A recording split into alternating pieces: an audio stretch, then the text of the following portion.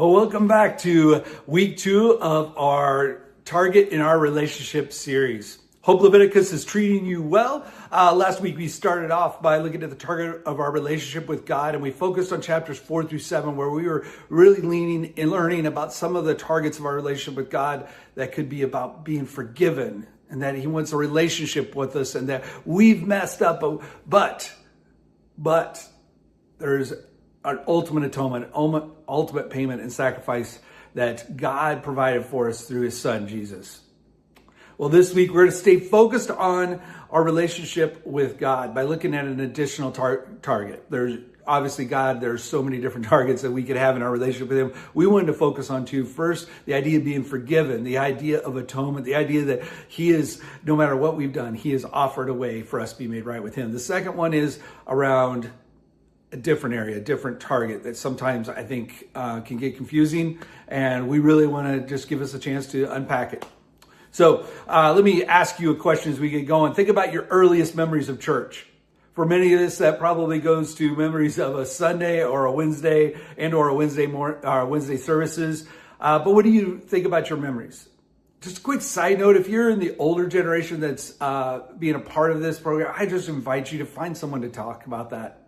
Share. You have such wisdom and such knowledge that is so important for our next generation that they're going to miss out on if they don't get an opportunity to hear from you. So whether it's a grandkid, whether that's a neighbor, whether it's somebody that you're doing life with, or whether you're doing this in a study, I would just invite you, let a couple of the older people just share their experiences of what their first memories of church are. Things have changed, obviously, over culture and over time. And I would just invite you to reflect a little bit on your first memories. For me, my first memories of church was a hard wooden bench. It was coming in, sitting down, being quiet, standing up and singing some songs out of this book, trying to find the pages really fast, and then sitting back down, having a short prayer, a really long prayer, and then having a guy speak for a really long time. While I was trying to count the ceiling tiles and seeing how many ceiling tiles were on the ceiling. That was how my first memories of church. No condemnation, nothing bad. But then I remembered something changed. There was something changed at some time in my life where all of a sudden I was interested. I was engaged. I wanted to know what was happening. The purpose of church changed. And I wonder what your story of church could look like for you. What does it look like for you? My story is that it was a place I had to go and didn't get a whole lot out of, and then something changed in me. And all of a sudden I was interested, and I was really diving in and trying to engage all the elements of my church experience. Well, as we read Leviticus 1 through 3, we see, and we're going back to, again, chapters 1 through 3, we see instructions on offerings. These are not in response to something bad. Like last week we talked about if you sinned or if you made mistakes, this is what you had to do. These were different. These were offerings, and I would think that just roughly saying this was more of just reflection of who God is. This is in response to the goodness of God, of who He is and how much of His power and love and goodness the people were experiencing. These offerings were to God, and I believe we can learn a little bit about our target and our relationship with Him from these offerings. There's quite a bit of symbolism in here, and I think if you want to take some time to unpack it, I think you might find some really cool symbolisms of how that might reflect on us today, and also reflect on our target of our relationship with God.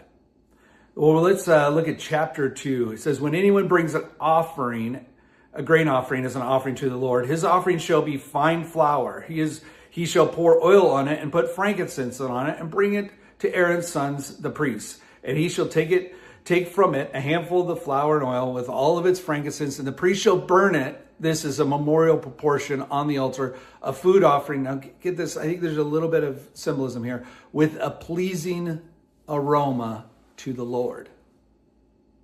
Like these offerings, a lot of these offerings had aroma attached to them. Like for some reason, and I would love us to investigate that a little bit. What is the symbolism of why during these passages when we're talking about these type of offerings, did the author mention aroma? See, if you think about this, if you could just visualize this a little bit, the symbolism might be that as these offerings were being made and burnt on the altar, there would be smoke rising upward. And the idea that as the smoke and the aromas rose, it'd be rising up into heaven or rising up to God. That would be the symbolism.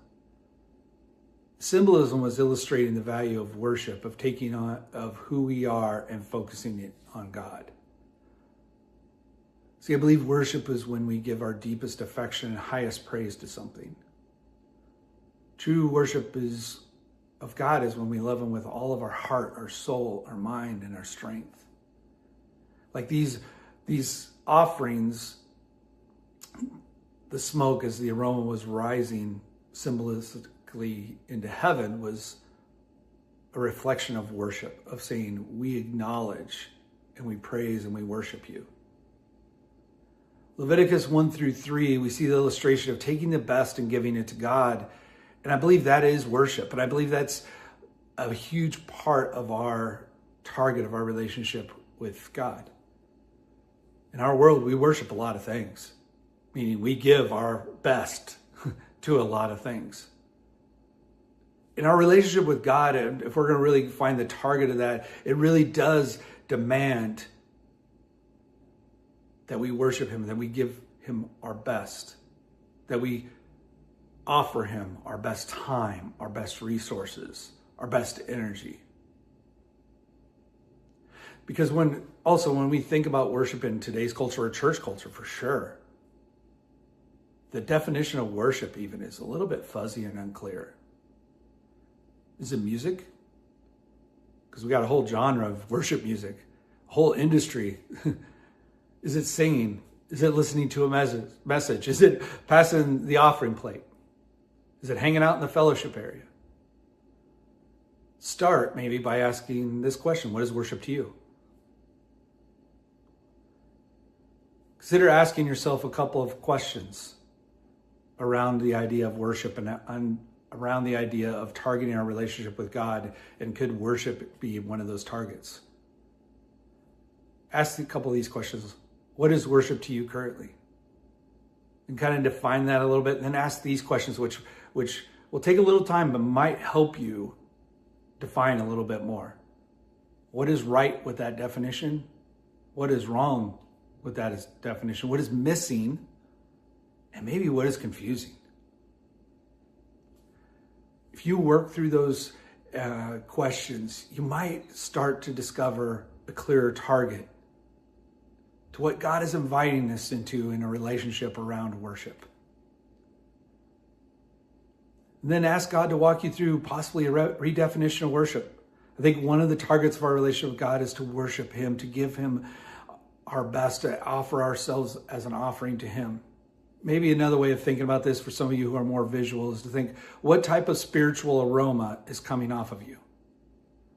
Like if you were an offering to God, what kind of spiritual aroma is coming off of you? Not just on Sundays, but throughout the week. And again, no condemnation, no shame on this, but maybe this is a way to get to clarify this target of our relationship with God. If you really want to live this out, if you really want to develop this relationship of worship, as you broaden out worship rather than just a morning's worship service, whether that's just listening to worship music, reading the Bible, hanging out with fellow Christians, maybe the next step of this definition would be to ask yourself, what aroma are you giving off? What type of aroma of worship of God? Showing him and illustrating and living out a life that says he's number one. And everything you do wants to be out of celebration and acknowledgement and worship and praise of him. All right, these first 2 weeks we talked about targeting our relationship with God by understanding that it's around forgiveness and around atonement, being made right with him. And this week about how do we worship? How do we define worship as we show our target of who and what our relationship with God can look like? Well, stay tuned. We're going to be jumping into our next week Keep leaning in Leviticus. There's so much good stuff, so much that God wants to show us through this great book. We'll see you again next week.